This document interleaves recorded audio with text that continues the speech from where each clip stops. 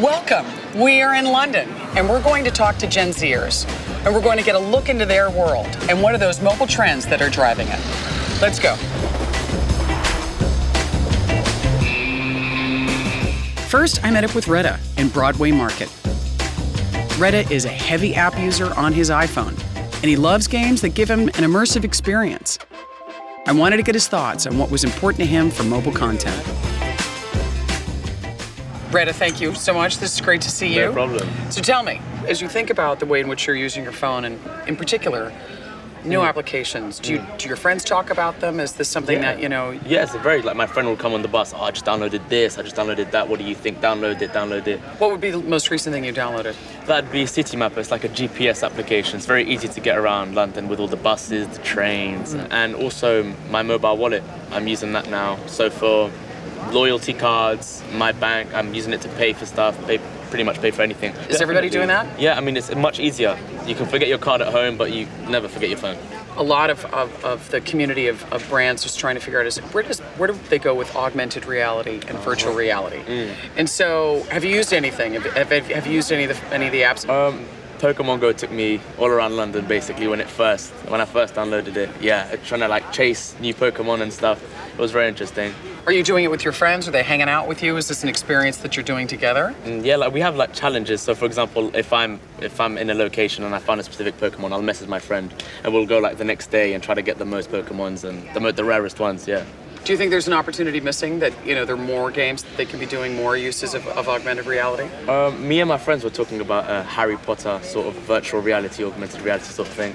So you, instead of like the Pokemon, you're going around with a wand and each building has a significance. I think that everyone was talking about that at some point. When you think about virtual reality, what's interesting about it to you? I think it's otherworldly. I mean, you're transported directly into something else, like a new game, without leaving the safety of your home. But you would look to VR to give you an experience that you don't necessarily have. If I can use it with my phone, that's the thing. That would be the thing. Yeah. When you think about your phone today, what is the one thing that you would want it to do that it doesn't do for you today? iPhone sort of does this, but like an app that when you're walking by tells you what locations are interesting, any opportunities for you. Like as I said, tailoring it to your age range. So if I'm walking past like a table tennis center, I like table tennis, and it'll just let me know there's one near you, 1 mile away. Walk there.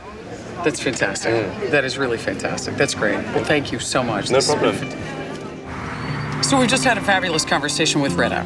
The trend here that came across the most to me was the experiential and immersive content that he got when he was using Pokemon Go. But go a little further.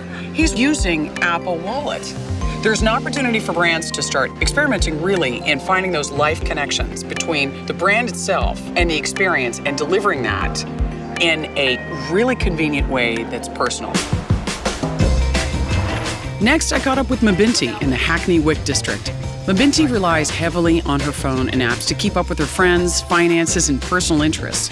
I was able to get her take on how much all those mobile services help her express her individuality. Mabinti, thank you so much for being here. I so appreciate it. I know that you have significant social causes that you're interested in. Yeah. How do you interact with your mobile phone to essentially understand them? I would say Twitter's an important one, but as well as that, the news. I constantly get updates. Really? I constantly see content. I constantly know about events that are going on. How do you show that individuality? Your perspective that is unique to Mabinti, how do you do that? I try to upload things and share content that is personal to me. Yeah. So the things that I'm doing, obviously people might be doing the same things, but that my captions may be, my location maybe, it'll be different. So I always try to express my personality. I don't do this consciously, but then when I look through, I see me expressing my personality, even through the way I write.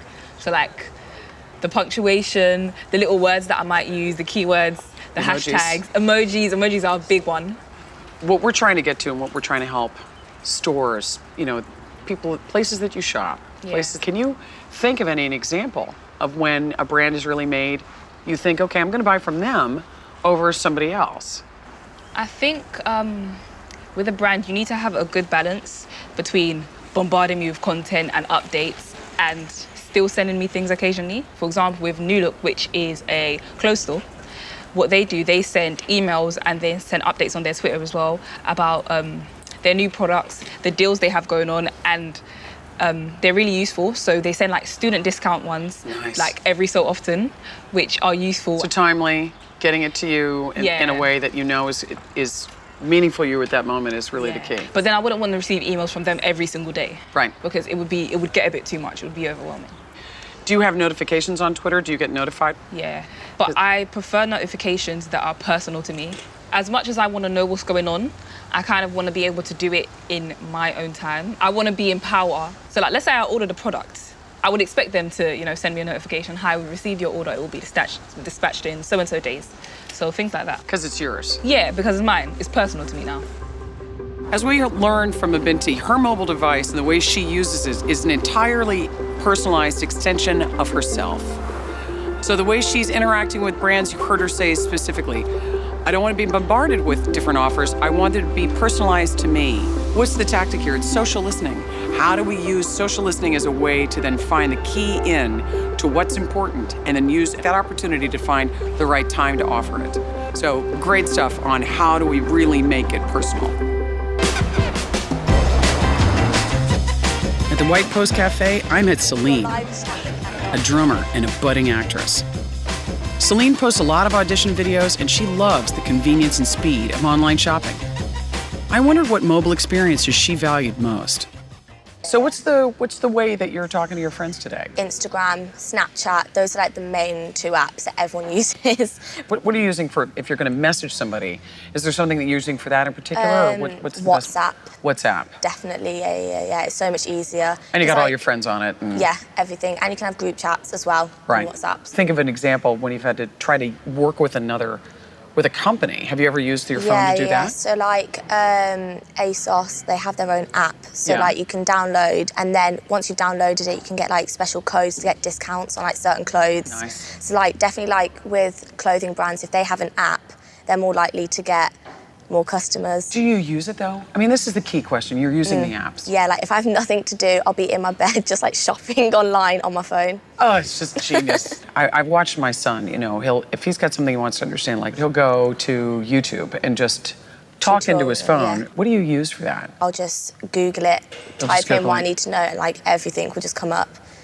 And Wow. like videos as well. Like if you need to know how to do something, they'll do like step-by-step videos on YouTube. Because it's all about easy. Yeah, right? it's just really accessible, and you can do it in like seconds rather than getting like a manual and reading all like Or all calling the pages. somebody. I mean, because that's certainly not something that you're really doing. Yeah. You're not calling. Yeah, I don't really call people that much. I either text them or FaceTime them. Yeah. I rarely call people. So if you had to buy something and you needed to know how to make it work, and you then subsequently needed to, wasn't working, if they gave you an option of a phone number or a live chat, you'd go to the live chat. 100%, yeah. Because Yeah. like face-to-face, it's like you're talking to that person in real life, and it's just so much easier. And you get your answer faster. Yeah, much faster. Because that's really what, So I'll put you on hold if you're on the phone. At least if you're live chat, they cannot do They that. can't do it. They can't do it. They've got to keep talking Yeah. to you. And they got to anticipate what you need. I mean, Yeah. I think part of the challenge that we face as well is understanding when do you get tired, right? When do you stop using something? You may get bored of, like, for example, Snapchat. Sure. Like, it hadn't been, like, developed in ages, and I was like, okay, it's just the same old thing. Yeah. But then the new update came, and then you could get all these new things, so I re-downloaded filters, the app. yeah, okay. And I was like, okay, apps are clever. They keep doing more updates to keep people, like, intrigued by that app. So we just finished talking to Celine, and the primary trend is mobile customer service. It's got to be instantaneous. She's not going to call anybody she doesn't know. So what's the tactic? It's about finding those ways of investing in chatbots and AI, those things that are really going to build a mobile customer experience that is going to give her that instant gratification and that immediate answer to her questions.